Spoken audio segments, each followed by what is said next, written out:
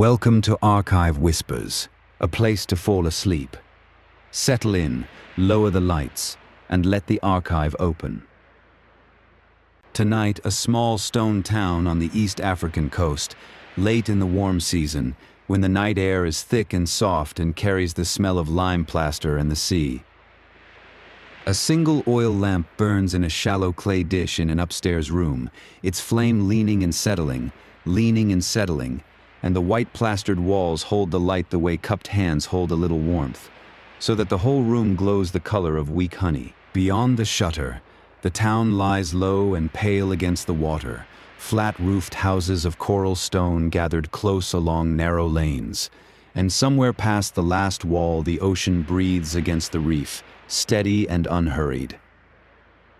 We are going to spend this one warm night here, moving slowly from room to room and lane to lane, watching how an ordinary coastal town settled itself towards sleep many centuries ago by lamplight, with the tide going out under the stars. Let us begin at the edge of the town, where the last coral wall gives way to sand.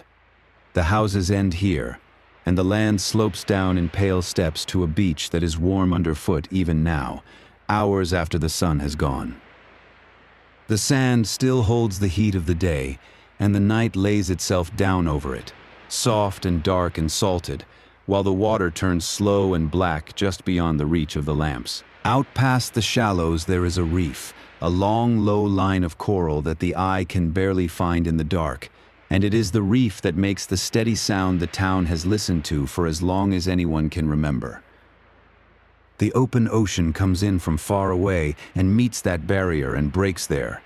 Gently tonight, a slow and even hush that rises and falls, never quite stopping, the oldest lullaby on this whole coast. Along the beach, the boats are drawn up for the night, hauled above the line of the tide, and left to rest on the cooling sand.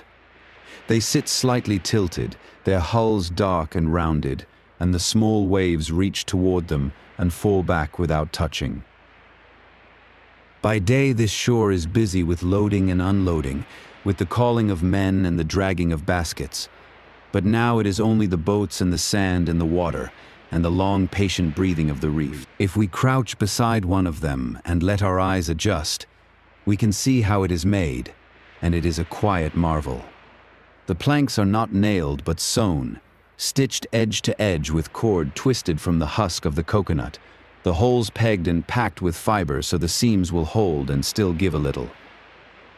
A boat built this way can ride up over the coral and flex instead of breaking, and the cord, soaked and swollen, only grips the tighter the longer it stays in the sea. These boats do not go where their crews please. They go where the wind allows, and on this coast the wind keeps a calendar of its own. For half the year it blows steadily down from the northeast, filling the sails that come from Arabia and the Gulf and the far ports of India. And for the other half it turns and blows back up from the southwest, carrying them home again.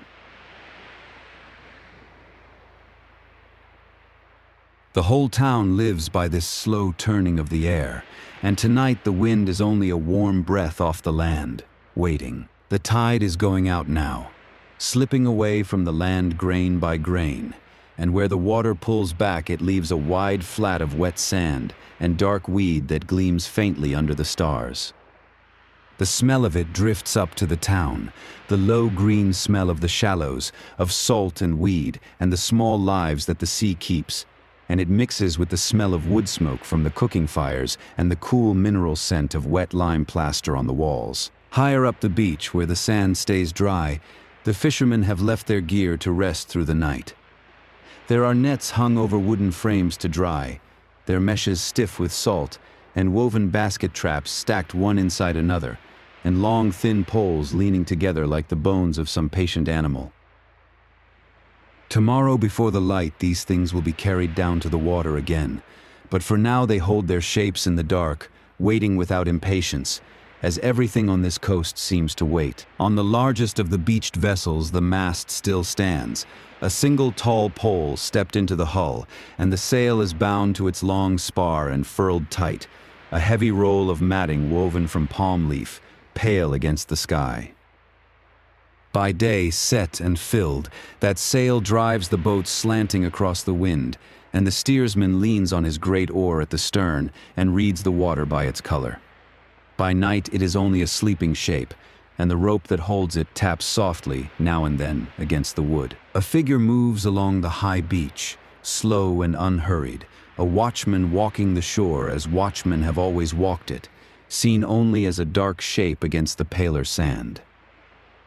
He carries no lamp, for his eyes have long since learned the dark, and he pauses where the boats are drawn up and lays a hand on a hull, feeling for the warmth the wood still holds, before he moves on toward the far end of the strand and is lost among the shadows of the palms. Where the small waves turn over in the shallows, the water sometimes carries a faint cold light of its own, a pale greenish glimmer that wakes for an instant in the breaking foam and then is gone. It is one of the quiet wonders of these warm seas, this light that lives in the water, and the people of the coast have watched it for generations without needing to name it. The starlight above and the sea light below seem for a moment to answer one another, far apart and very still. Far out across the channel, the dark line of another island lifts against the stars, and beyond it, unseen, lies the great body of the mainland, all forest and river and the long roads inland. From there come the goods that have made this little town rich beyond its size, carried down to the coast over many days.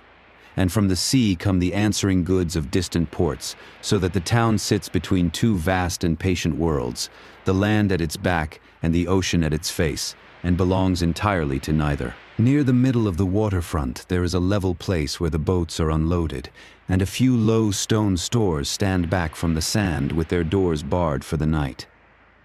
Inside them, in the dark, lie the things that have crossed the ocean: jars and bundles and stacked bowls of glazed pottery, rolls of cotton cloth, sacks of grain, all of it resting now in the cool, going nowhere until morning. The wealth of the town is mostly this: things in motion briefly come to rest, passing through on the breath of the wind. The warmth of the night settles over all of it. The boats and the nets and the barred stores and the wide pale beach. A warmth that does not press but only holds, the way the season holds the whole coast in these months. There is no chill to drive anyone indoors, and yet the town is drawing in. The way a body draws in towards sleep, the lanes emptying, the last small sounds of the shore growing softer, the lamps in the windows fewer and steadier with every passing hour. Let us turn our backs on the water then, and walk up from the beach into the town itself, into the narrow lanes between the coral houses where the air grows close and still, and the sound of the reef softens to a whisper behind the walls. The sand gives way to worn stone underfoot. The open sky narrows to a ribbon of stars between the rooftops, and ahead of us, through an open doorway, a single oil lamp is burning, and that is where we will go next. Let us step now from the warm lane toward one of the taller houses, where a low stone bench runs along the street front, built out from the wall itself. This is the baraza, a porch of coral and lime where the household sits in the cool of evening, greeting those who pass and watching the lane settle into night. The plaster is smooth and still faintly warm beneath the hand, holding the day's heat as the air begins to soften. No one speaks loudly here, and the bench waits, patient and pale, between the public street and the private door. Above the baraza stands the door, worth pausing before we cross it, for the doorway is the proudest thing the house shows the street. The frame is cut from dark wood, and into the timber a craftsman has worked a quiet pattern of straight lines and gentle geometry, restrained and even, with no bright metal studs and no flourish. It is heavy and plain in the best sense, a square of carved shadow set into the pale wall. The threshold itself is a single worn stone, lower than the lane, and we step down across it into the cooler dark within. Beyond the door waits a passage, narrow and dim, that draws us inward away from the street. It is a corridor of thick plastered wall on either hand, and the lane's faint sounds fall away behind us as the dark deepens.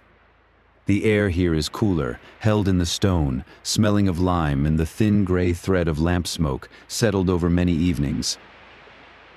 We move slowly, letting our feet find the smooth floor, and ahead a soft amber glow promises the rooms beyond. The passage is a quiet hinge between the world outside and the heart within. If we lay a hand against the wall as we go, we feel how thick it is, deep enough to muffle the world and hold the cool through the warm night. These walls are built of coral rag, rough broken lumps of fossil reef set in lime, then rendered over with a skin of white lime plaster smoothed until it feels almost soft. The whiteness gathers what little light there is and gives it back gently, so even the dim passage is never wholly black. The wall keeps the heat outside where it belongs and keeps the calm within. The passage opens at last into a long reception room, and the first thing we notice is its shape, for it is narrow and very long, a slender gallery rather than a square hall. This is no accident of taste but a gift of the materials, since the ceiling is carried on slim mangrove poles, the boriti, and such a pole can only reach so far before it must rest. So every room is as wide as a single pole will span, and no wider, stretching instead in length. We walk down it slowly, the floor cool, the far end lost in shadow. Let us tilt our heads back and look up at the ceiling, for it is a plain and pleasing thing to rest the eyes upon. The mangrove poles lie close together in a row, each squared a little where it meets its neighbors, and above them the makuti and lime have been packed to make a floor for the story overhead. The wood is dark and even, ruled across the pale plaster like lines drawn by a steady hand, and the warm lamplight catches each pole in a faint amber edge. It is order without ornament, repeating quietly above us as we breathe. Deeper in the house, we come upon an opening overhead, where the long galleries gather around a small inner courtyard that is open to the sky. Here the roof simply stops, and above us hangs a square of deep indigo night, scattered with pale stars and washed faintly by the moon. The courtyard floor is plastered and cool, and the walls rise white around it, holding the night sky like water in a well. A little air moves here that moves nowhere else in the house, and we stand a moment in the soft starlight, looking up. It is worth noticing how cool these rooms stay, even on a warm night when the lane outside still breathes the heat of the day. The thick coral walls are slow to warm and slow to lose what coolness they keep, and the openings are small and few, so the hot air finds no easy way inside. What heat does gather rises and slips quietly away through the open courtyard above. We feel it on the skin as a gentle steadiness, neither cold nor close, a room that has learned over centuries how to rest. At the far end of one of the long rooms, the wall is not plain but worked into rows of small arched niches, set close together like the cells of a quiet honeycomb. These are the zidaka, recesses plastered into the coral wall, framed with delicate plaster arches and fine lines, the decoration the house keeps for itself, rather than the street. They climb the wall in ordered tiers, each shadowed arch a little pocket of darkness in the white, and the lamplight finds them softly, deepening one and leaving another faint. We stand before them as one might before a wall of small windows. Within these niches, the household keeps its treasures of the sea road, the bowls that have come across the ocean on the monsoon winds. In one rests a shallow dish of green celadon, its glaze the color of shallow water over sand, crackled finely like ice. In another sits a bowl painted in blue upon white, the deep cobalt patterns wandering across its curve. There are Islamic glazed wares too, turquoise and honey brown, each set upright in its arch. And in every bowl the small flame leaves a single coin of light, a soft amber point held in the glaze. The house is arranged.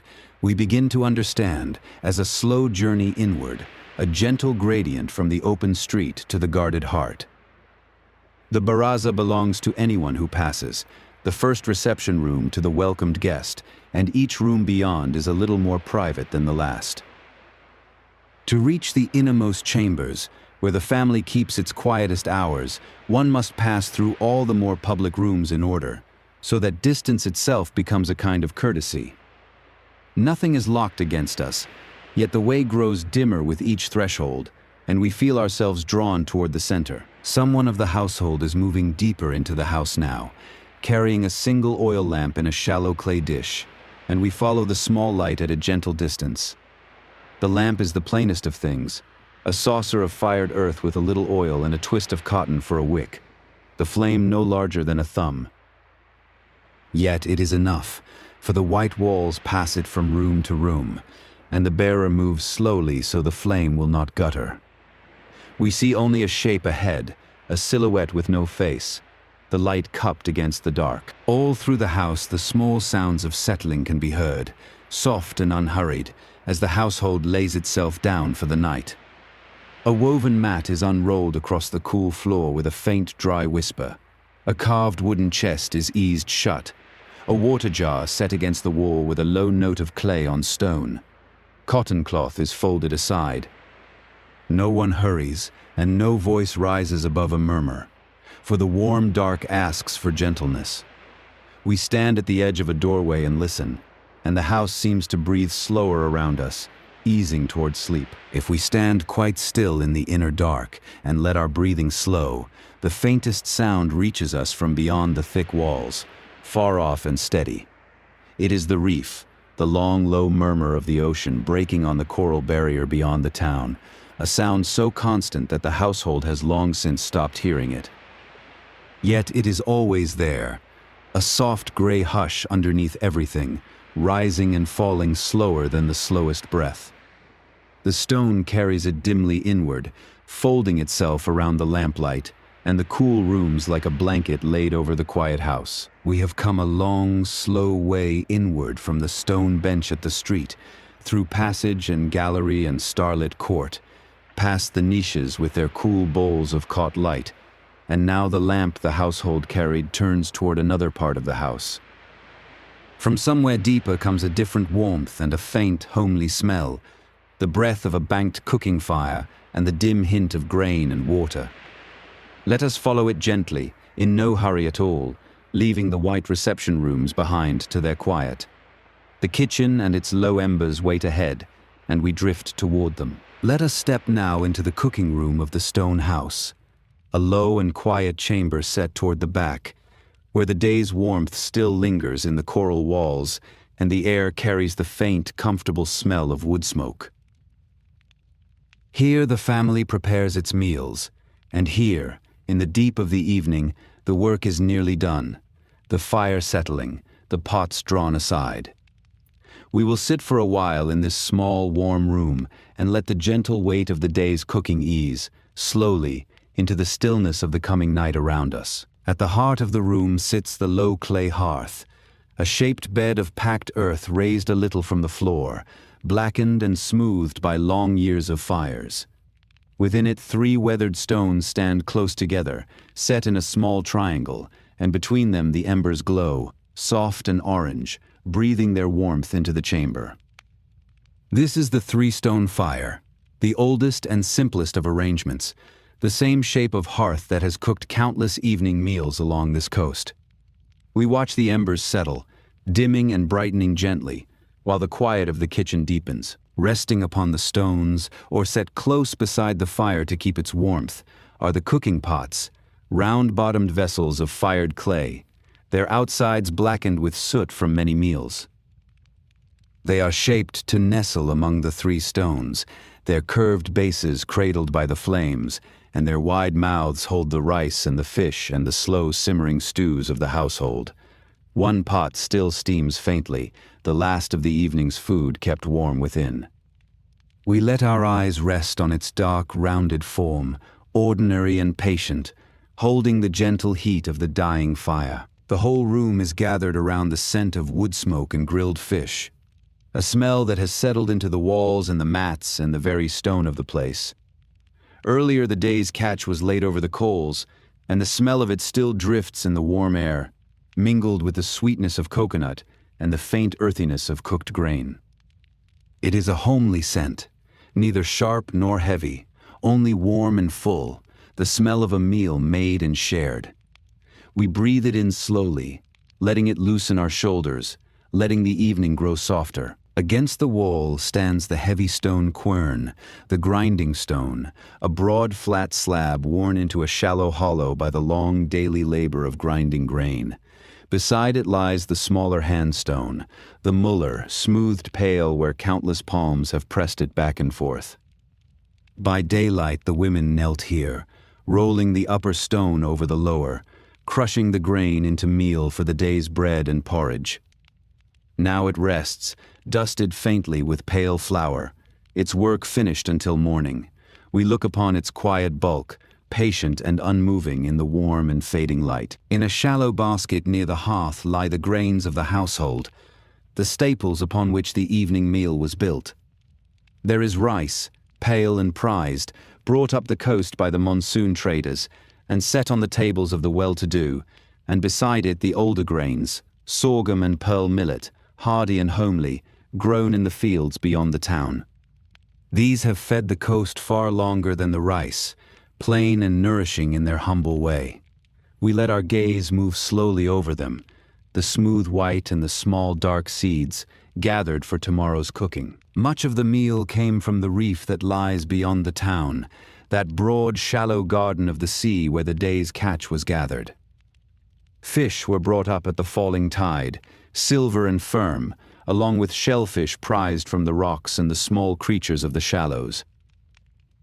Some were grilled over the coals, some simmered slow in the clay pots, and what remained now waits, cooked and cooling, upon a dish near the fire.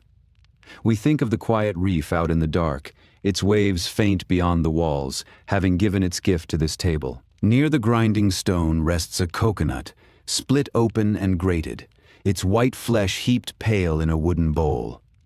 The cook scraped the meat from the hard brown shell, then pressed and squeezed it with a little water to draw out its rich milk, thick and faintly sweet.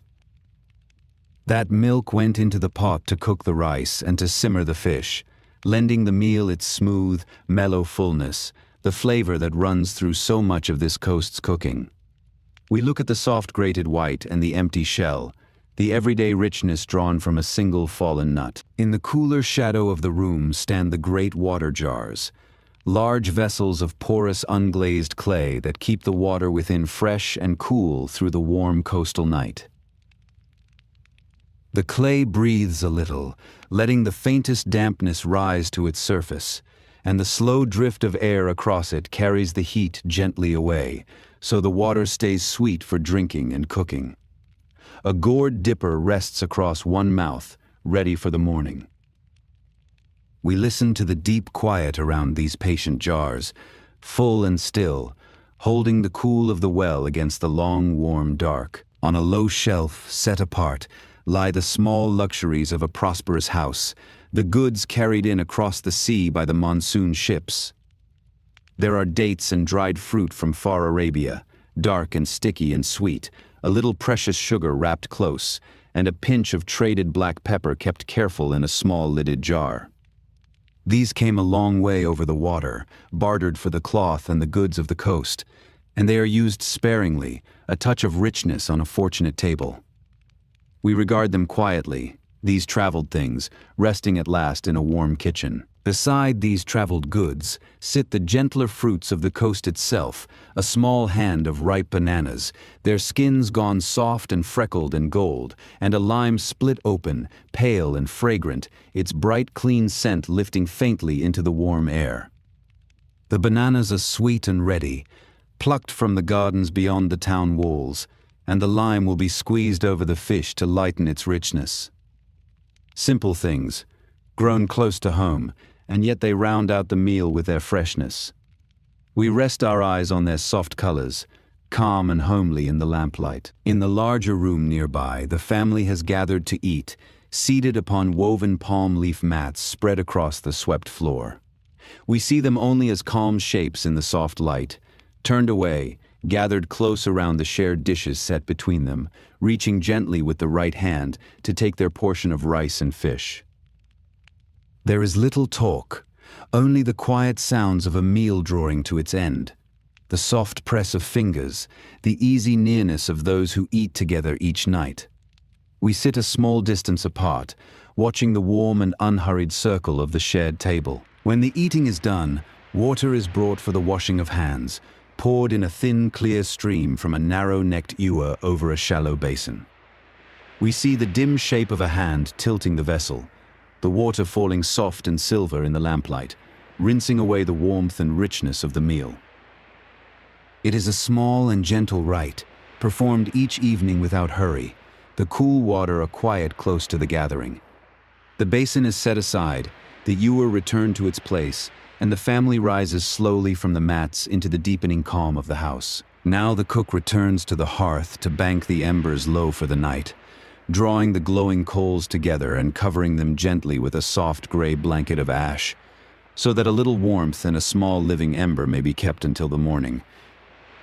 The flames sink and dim, the orange light withdraws into a faint and steady glow, and the room settles toward darkness. The pots are set aside, the mats brushed clean, the bowls covered against the night. We watch the embers fade, soft and slow, the long day's cooking easing at last into rest. The kitchen is set to rights and grows still, the warmth of the meal lingering softly in the dim and quiet air.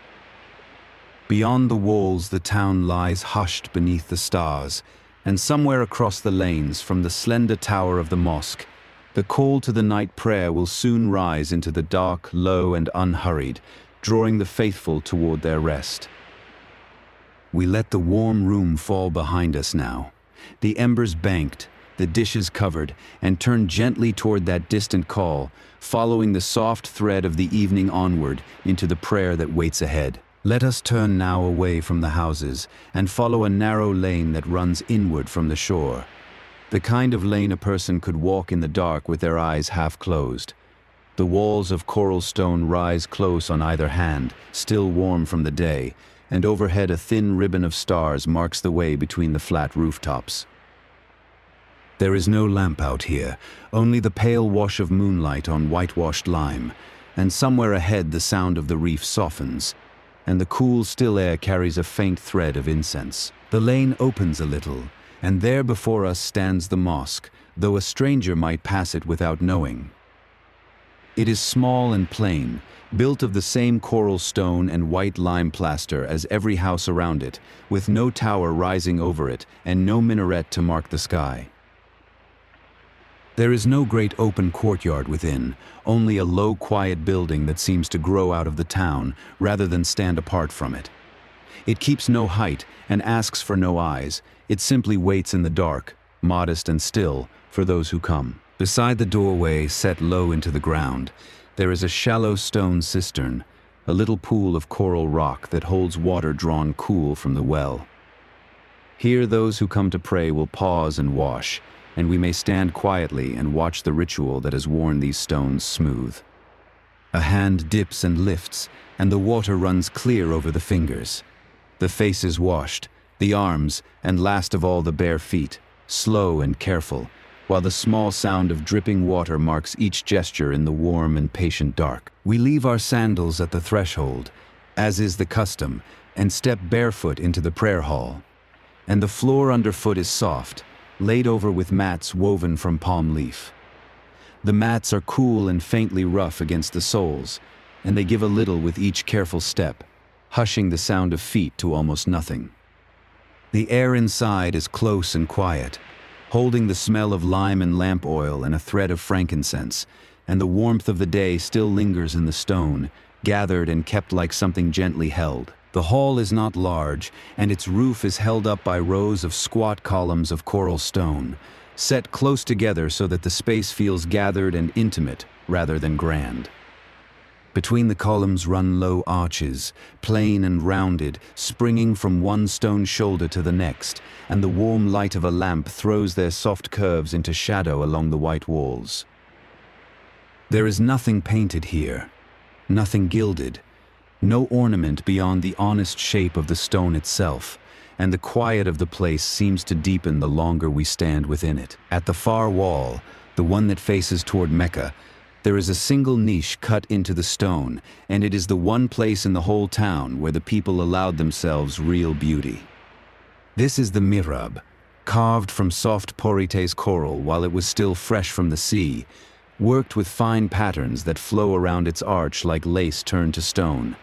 It is shallow and not tall, but every line of it is patient and exact, and a small lamp rests within it, so that the carving holds a low and steady warmth in the dark. A few have gathered now in the warm gloom, and we see them only as calm, dark shapes, the imam a little ahead of the others, near the carved niche.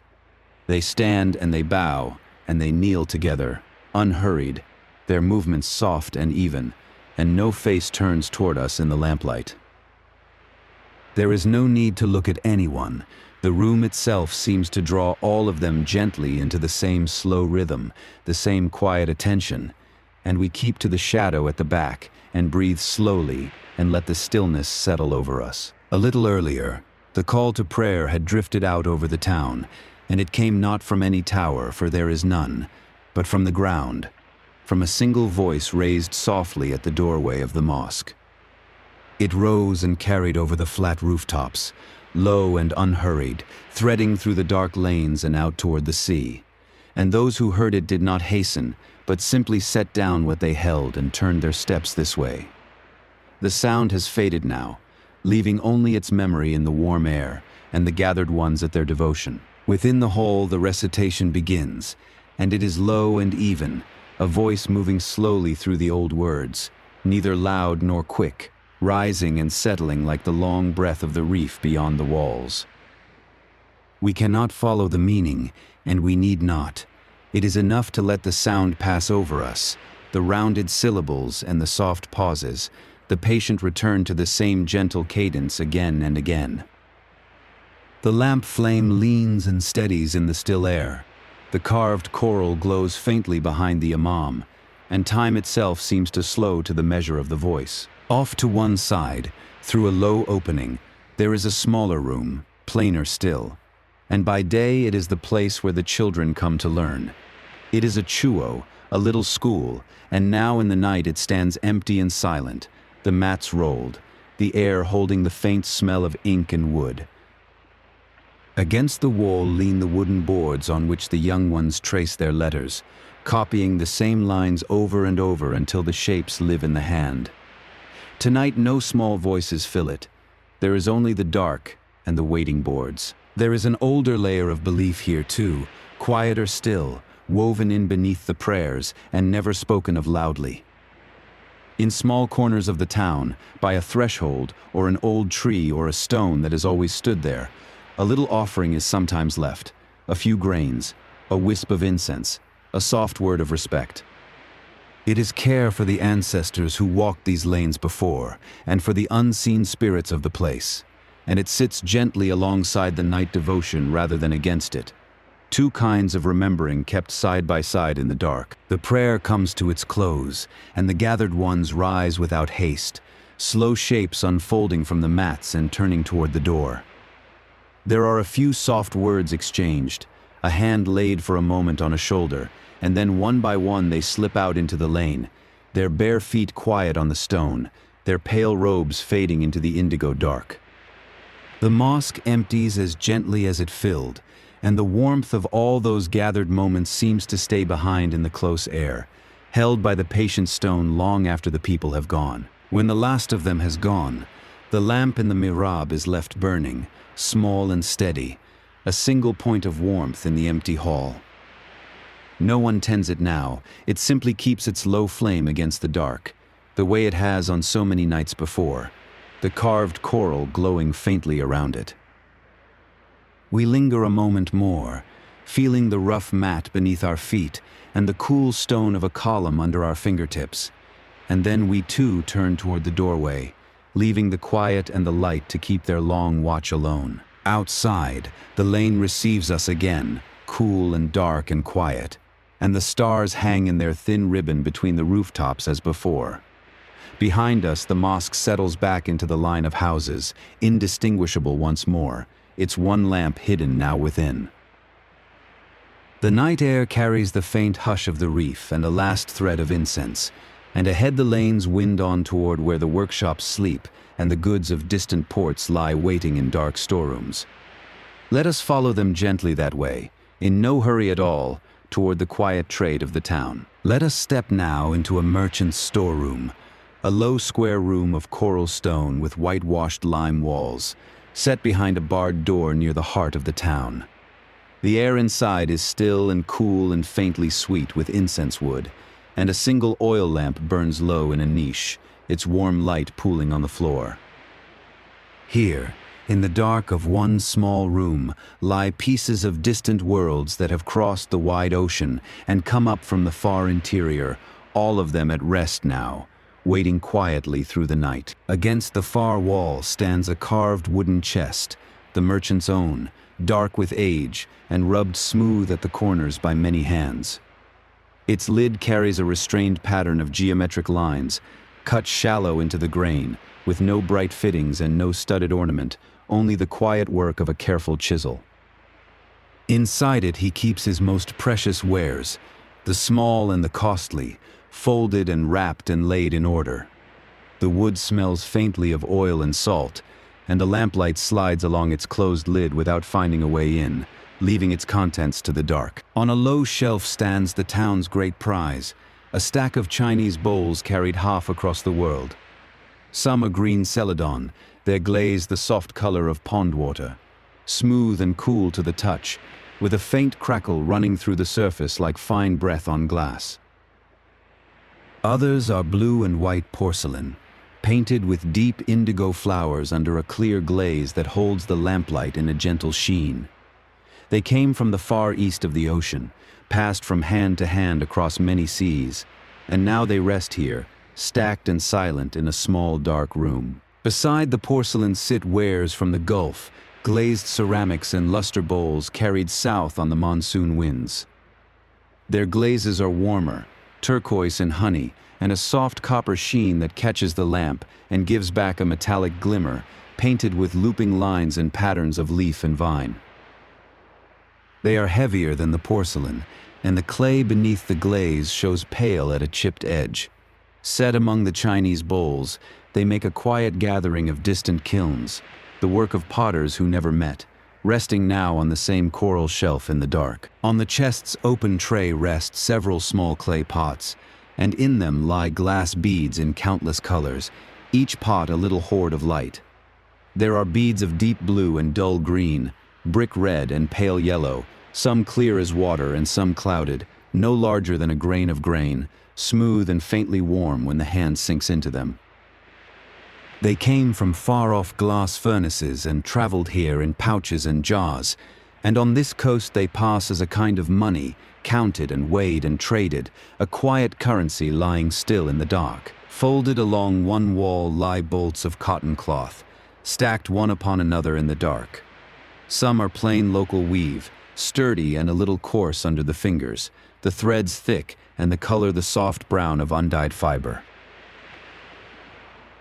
Others are finer Indian cottons, brought across the ocean, woven so close they fall in smooth folds and carry quiet patterns in faded indigo and dull madder.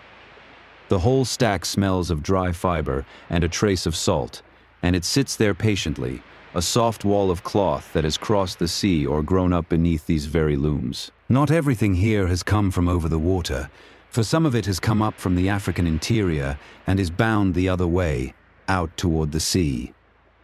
There is gold carried from far inland along the long roads that run toward the southern ports and up the coast, kept now in a small wrapped weight, heavy beyond its size.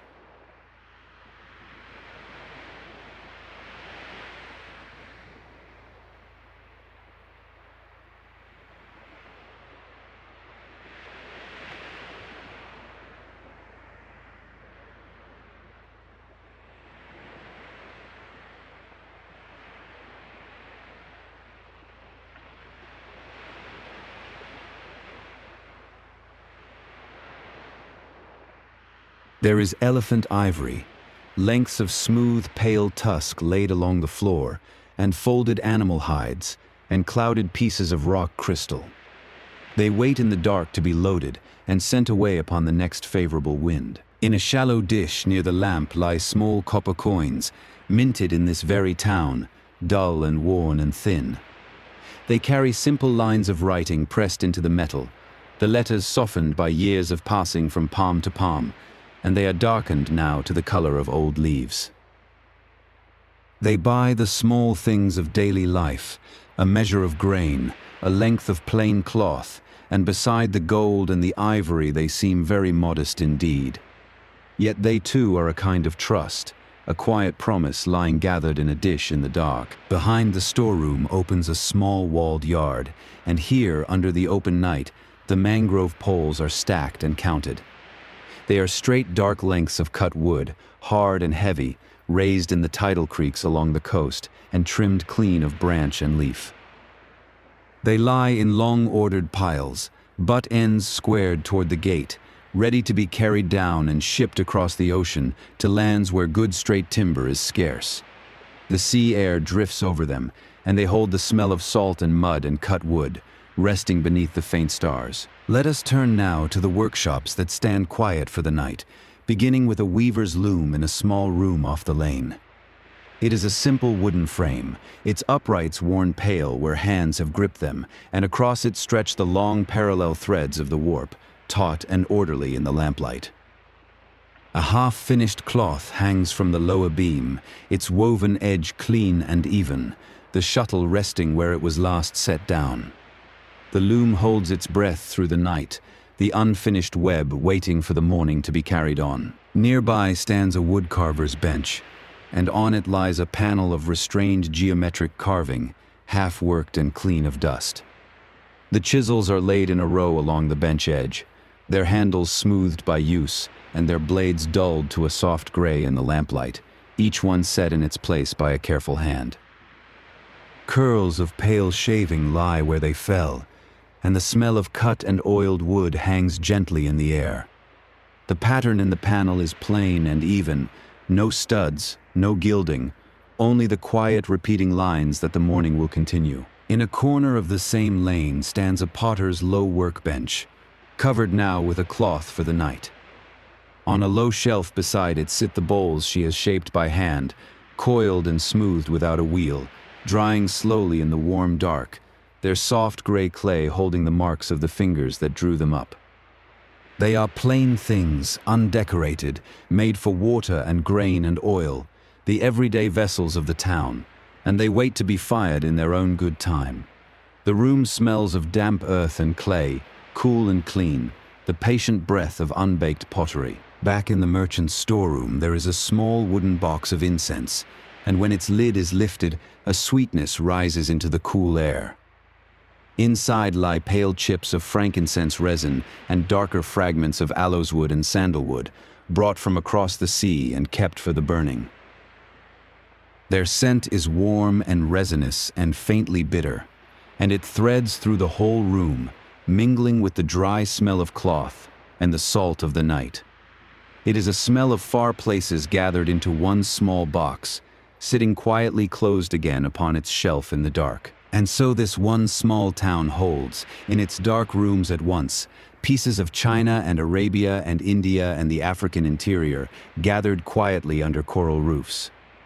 The celadon of distant kilns rests beside the luster of the Gulf, the cotton of far looms beside the beads of far furnaces, the ivory of the inland forests beside the gold of inland fields. None of it stirs now, none of it speaks. It only lies in the still warm air, each thing where a careful hand has set it, while the monsoon that carried it here turns slowly out over the sleeping sea. At last the merchant draws the cloth straight over his chest and lowers the wick of his lamp until the flame sinks to a small, steady bead, banking it for the night. The pooled light shrinks back from the bowls and the beads and the cloth, and the room folds itself into a warmer, deeper dark, the goods of the wide world resting now beyond sight. He bars the door behind him and steps out into the lane, where the cool air waits, and from there our way leads on, out into the quiet streets and the settling of the town. Let us turn now from the open shore and walk inward, into the narrow lanes that thread between the high coral walls of the town, where the warm air grows close and still, and the sound of the reef softens to a far patient hush.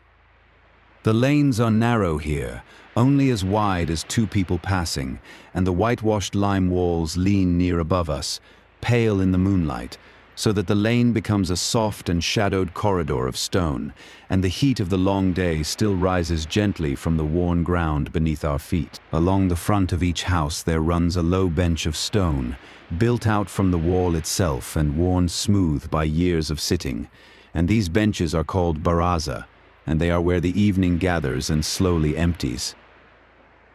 On one of them, a little way ahead, a few neighbors still sit in the warm dark, their robed shapes only silhouettes against the pale wall, and they speak in low and unhurried words, the kind of talk that has no destination, that drifts from one small thing to the next and lets the night settle over it. Two of them are still speaking as we pass, an old man and a younger one, sitting close on the worn stone, their voices so quiet that the words themselves dissolve before they reach us, and only the gentle shape of them remains. The old one talks slowly, with long pauses, and the younger one listens, and now and then answers in a single soft phrase, and we cannot see their faces in the dark, only the lean of two figures toward one another, two silhouettes held in the warm hush of the lane, unhurried, asking nothing of the hour. A little further on the lane widens to a small open space, and there at its center stands the covered cistern, a low, cool well of stone where the women draw water through the long days. By now it is still, its wooden cover drawn across, the worn lip of it pale under the moon, and the jars and gourds that crowd it at first light are gone home for the night. The ground around it is darkened and smooth where countless feet have stood and bare souls have passed, and the air here carries the faint, cool breath of held water. From a doorway nearby, a thin thread of smoke rises and crosses the lane, pale and slow, and with it comes the sweet resinous scent of incense, frankincense or aloes wood set smoldering in a small clay burner to sweeten a room before sleep. The smoke does not hurry. It climbs in soft, loose coils, catches a thread of lamplight at the threshold, and unwinds into the warm darkness above, and the smell of it lingers in the still lane long after, mingling with the older scents of lime and worn stone and the distant salt of the sea. A cat crosses the lane ahead of us, unhurried, stepping out of one pool of shadow and across a pale patch of moonlight and into the dark again on the far side. It pauses once at the center, in the silver light, and looks back the way it came with the slow, incurious calm of a creature that owns the night, and then it goes on, soundless on the worn stone, slipping beneath a low wooden door and gone.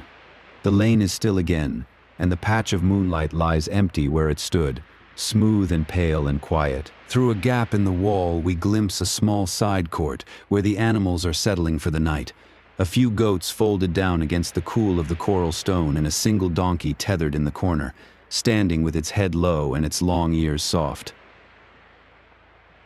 They make no sound now beyond the slow shift of a hoof on packed earth, the gentle creak of a tether, and they too have given the day over to the dark, drowsing in the warm enclosed air with the patient quiet of beasts that know the rhythm of the town. In a lamplit room beyond an open door, a small boy has fallen asleep over his wooden writing board, his head come to rest on his folded arm, the worn board with its rows of careful letters slipping from his grasp. An older figure stoops and lifts him gently, the board set quietly aside, and carries him out of the small warm circle of the oil lamp toward a sleeping mat in the dark inner room. The child does not wake.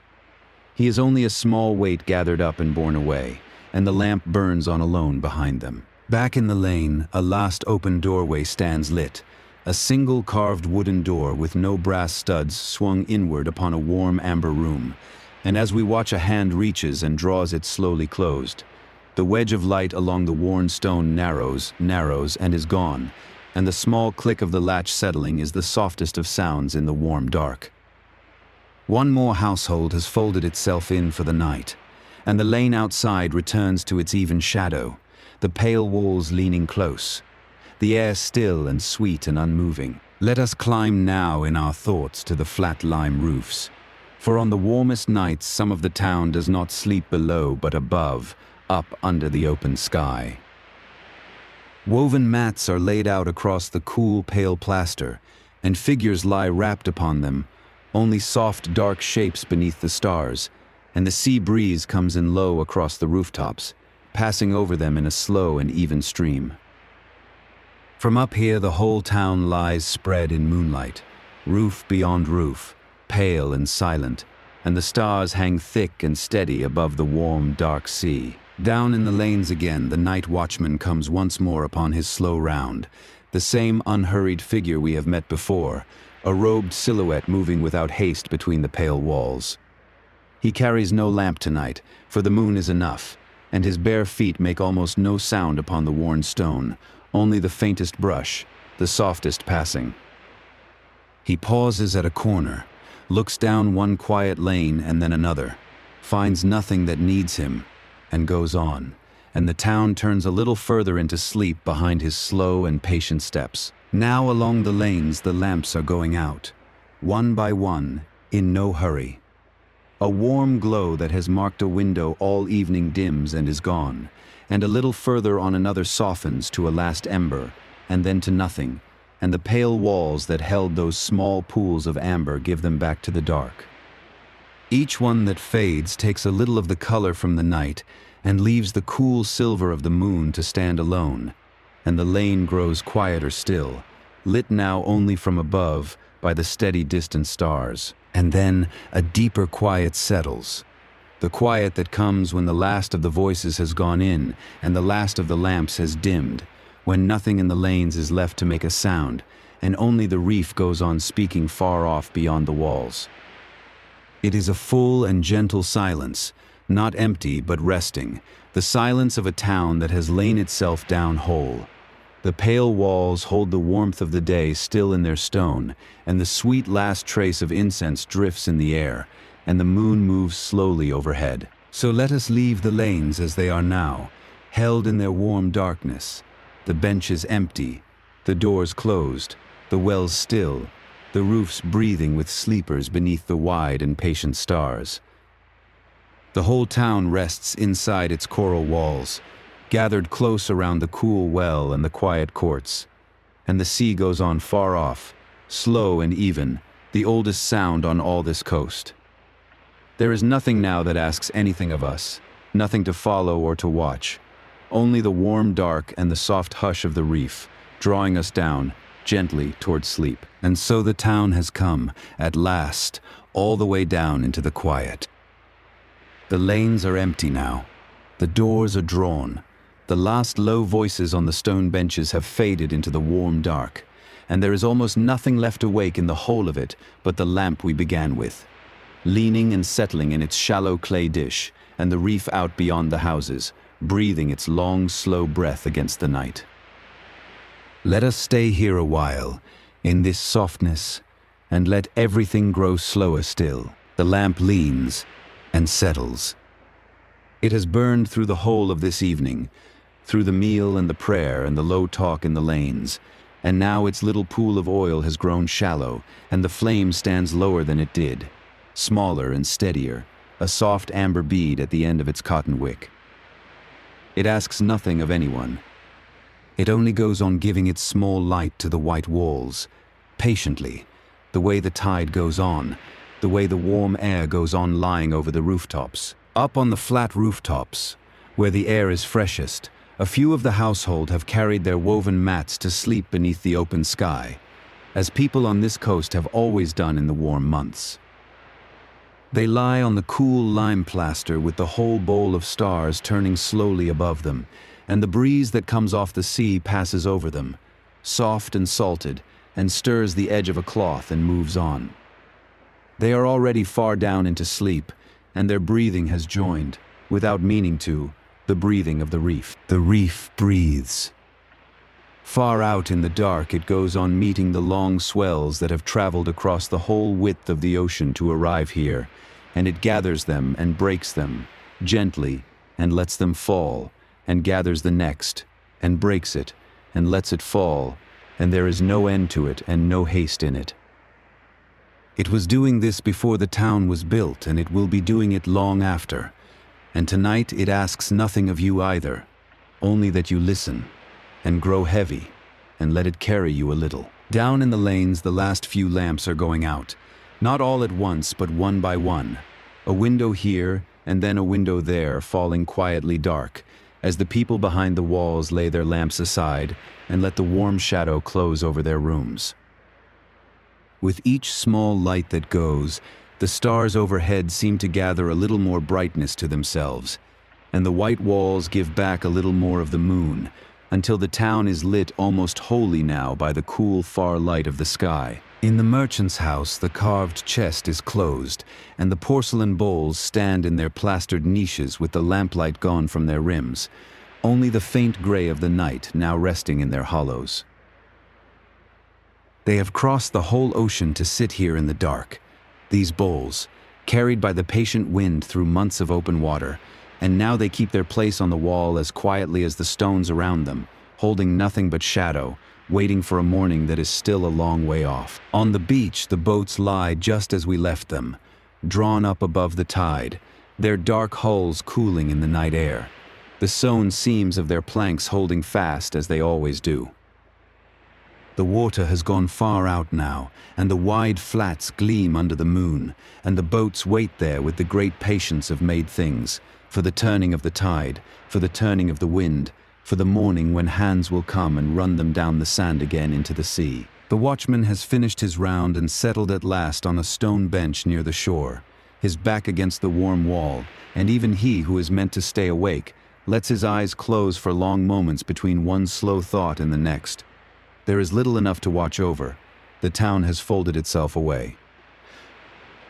The wind is gentle, the tide is low, the lamps are nearly all dark, and the only thing still moving in the whole of it is the soft and endless arrival of the sea. And the lamp leans and settles, lower than before. The oil is nearly gone from the little dish now, and the flame draws itself down to a small steady seat of light, and the white walls hold it still, dimmer and dimmer, the room growing softer at its edges until the corners have all gone to shadow. There is no hurry in this either. The flame does not struggle. It only grows smaller and warmer and more inward, the way a thought grows smaller and warmer as you fall asleep, until it is hardly there at all. Outside, the night has reached its deepest and stillest hour. The hour when even the insects in the walls have fallen silent and the dogs have stopped their wandering, and there is only the sea. The whole coast lies under the same warm darkness, town after town along the shore, each with its boats drawn up and its lamps gone out, and its people sleeping on the roofs beneath the stars, and the same slow surf moving along the same long reef, joining them all together in one quiet sound that no one is awake to hear. Many centuries from now, much of this will have softened back into the ground. The lime will wash slowly from the walls, the mangrove beams will give way, the roofs will open to the sky, and the coral houses will stand roofless and quiet among the trees, with the same warm air moving through their empty rooms and the same reef sounding beyond them. But none of that has happened yet. Tonight the walls are whole, the lamps are warm, the bowls are in their niches, and the town is only sleeping, as you are nearly sleeping now. So let the last things go, one by one, the way the town has let them go. Let go of the beach and the cooling boats, of the sewn seams and the furled sails, of the reef and its long, unhurried breathing. Let go of the white lanes and the stone benches, of the mosque and its carved coral niche, of the porcelain bowls keeping their shadow on the wall. There is nothing here you need to hold, and nothing you need to carry, and the night will keep all of it safe until the morning comes. The lamp leans and settles and goes out. There is no sound when it goes, only the small warmth fading from the wall, and the room taking the night fully into itself, soft and complete. And it does not matter. The dark is gentle here. The walls are thick and warm, the air is still, the whole town is asleep around you, and far off beyond the houses the sea goes on arriving, and arriving, and arriving, patient and slow, the oldest sound there is, asking nothing, keeping its long watch over the sleeping shore. Sleep now, if you have not already. The town has, and the boats have, and the bowls in their niches have, and the watchman on his bench has long since given in. There is nothing left to do but rest, here in the warm dark on the edge of the old ocean, while the reef breathes its slow breath, and breathes it again, and the stars wheel on unhurried above the quiet roofs. Stay as long as you like. The night is wide, and it is keeping you, gently, the way it keeps the whole sleeping coast.